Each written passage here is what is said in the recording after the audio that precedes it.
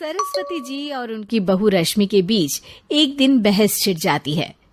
आखिर किसका काम ज्यादा आसान है, बहू का या सास का? माँ जी, सास को काम ही क्या है, आपके सारे काम उंगलियों पे तो हो जाते हैं। कुछ भी। हाँ, हिसाब तो उंगलियों पे ही हो जाता है ना। अरे बेटा, ऐसा सिर्फ अभी लगता है।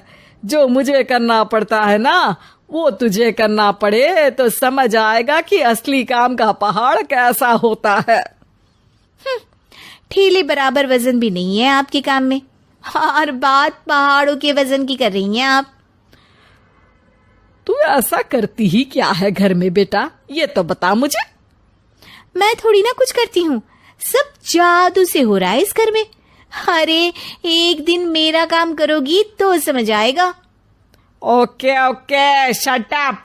कल से मैं घर के काम करूंगी और तू मेरी जगह हर चीज का हिसाब रखना, ठीक है?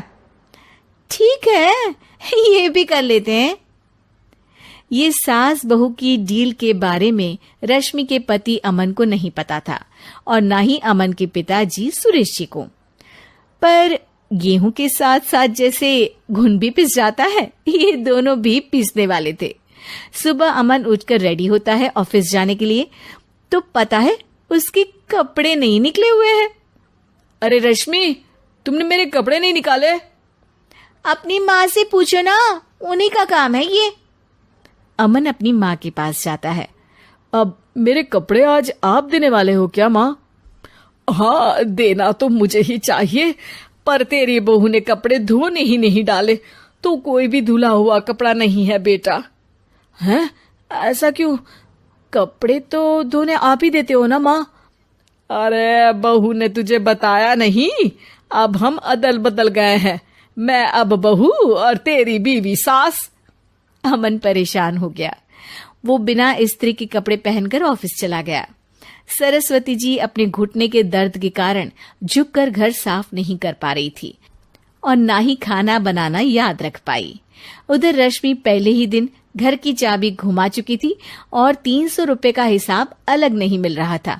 पर दोनों का ही घमंड कैलाश पर्वत से भी बड़ा था और दोनों ही खेमे एक दूसरे की बात मानने को बिल्कुल तैयार नहीं थे। शाम को जब सुरेश जी और अमन खाना खाने बैठते हैं तो सरस्वती जी उनके सामने गाजर और पपीते लाकर रख देती हैं।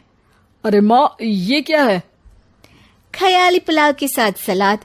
माँ जी खाना बनाना भूल गई लगता है। अरे एक एक चमन्नी का हिसाब है मेरे पास, खाना बनाना कैसे भूल जाऊंगी? ये तो मैंने पढ़ा था कि फल फ्रूट खाने से सेहत अच्छी रहती है, इसीलिए ये ले, एक फल खा ले।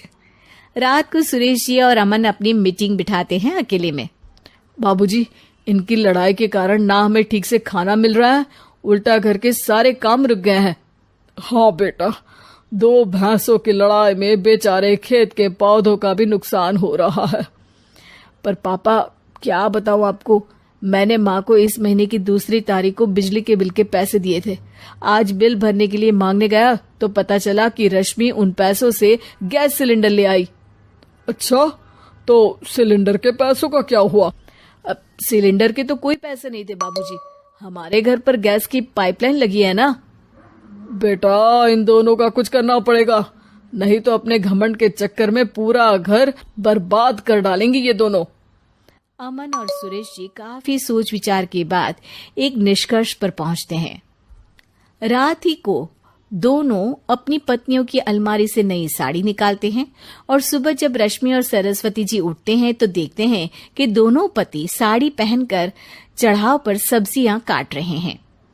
अरे ये सब क्या हो रहा है? क्या हो रहा है मतलब? आप दोनों अदल बदल हो सकते हो तो हम क्यों नहीं?